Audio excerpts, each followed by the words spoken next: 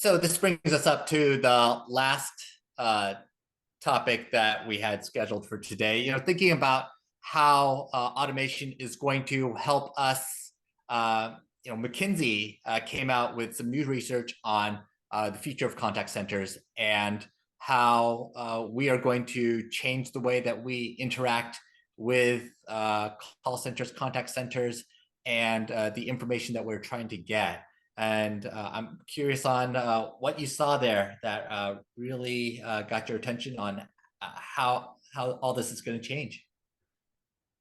So we'll have to see how real or how true this research ends up being in the end. But what is striking for me is that we just talked about Devin about this idea of replacing a software engineer with a piece of AI. We've been talking about this in the contact center for close to a decade, right? With the first iteration of true conversational AI chatbots, of this Yes. idea that they could come in and act as a virtual agent. And what is interesting about this article and research, it's a survey, right? They're talking to contact centers about what they're dealing with. And what's interesting right now is that the research seems to indicate that it's less about AI replacing agents and more about simply becoming one more channel in an omni-channel world Mhm. where customers expect all of it. They still need, in fact, I forgot the number was, but very few expected call volume to drop. In fact, they're saying Mhm. expecting call volume to go up, that the expectation or the demand or desire for human interaction is increasing. The customer experience is still critical, but now it's more balanced, right? So the research is saying, I forgot what the time frame was, 5 or 10 years ago, it was all about the experience, and things like revenue generation and technology transformation were sort of far secondary, and now they're all sort of balanced. Now basically, I think the big takeaway is it really is a sucky time to be a contact center leader, because it's like you have to try to do all of this. You have to try to figure out how to deliver this exceptional experience. You need to be transforming your technology, bringing AI into the loop, and having it actually work and not do crazy things. And at the same time, you also have to be worried about driving revenue. I mean, it's just like it's just upping the ante across the board and not necessarily driving, at least according to the survey, what we're talking about, where it's like this sort of fundamental shift in the nature of it. And I think that's just really fascinating, and probably, at least in the short term, a window into what we'll probably see happen across a bunch of different sectors, because I think this is probably going to be a sign of the evolutionary process that organizations are going to go through. Yes, we want tier one workers to do tier two and tier three work and to drive revenue. We want them to be more efficient. But at the same time, customers want more engagement, more actual human engagement at the end of the day.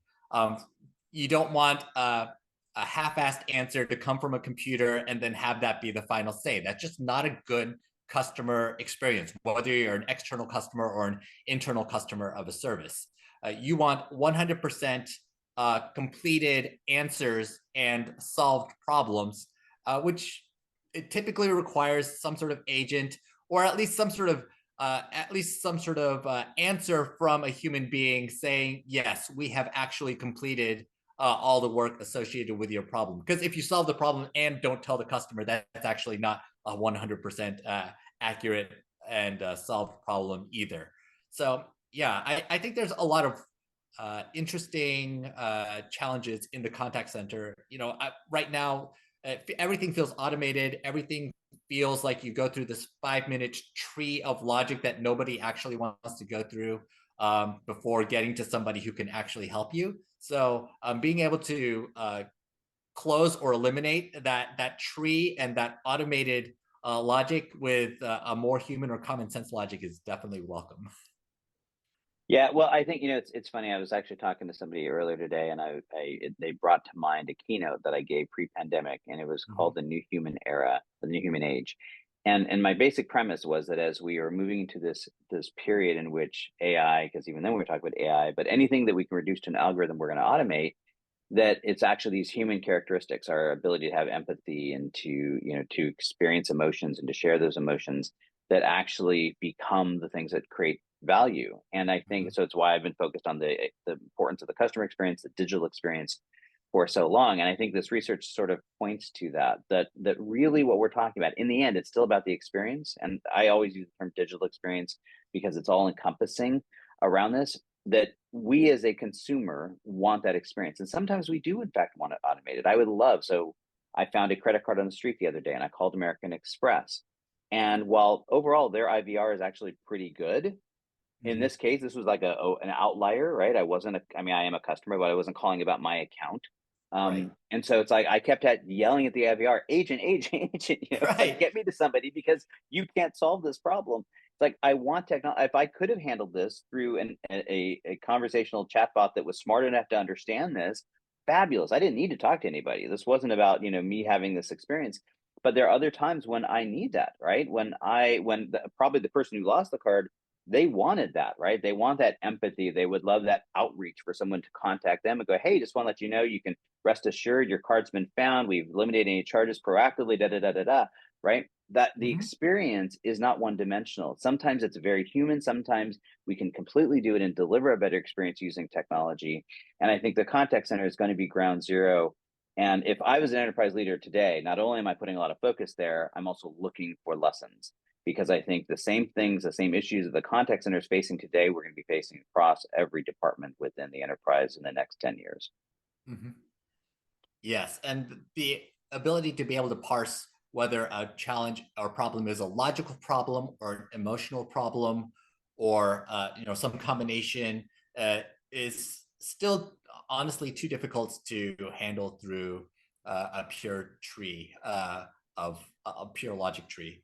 So hopefully generative AI will actually help become a bridge, because it does have some ability to understand sentiment, or to be able to imitate or echo sentiment, however you want to say it. Obviously, it understands sentiment and emotion as part of, in a limited context, as part of what it does. So hopefully it can help bridge some of these gaps and get you to the right person or the right resource faster. As long as the EU regulatory framework doesn't ban our ability to do that. Oh, right. Oops. Yeah, that would be an irony if the EU AI laws actually kept us from having better AI, better and pure and more educated AI, but very possible. Absolutely.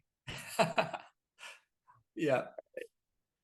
And with that, that's been This Week in Enterprise Tech. As always, thanks for joining. And if you're checking this out online, please like, subscribe, comment, and let us know what you thought and what else you want us to take on for next week. Thanks a lot and take care.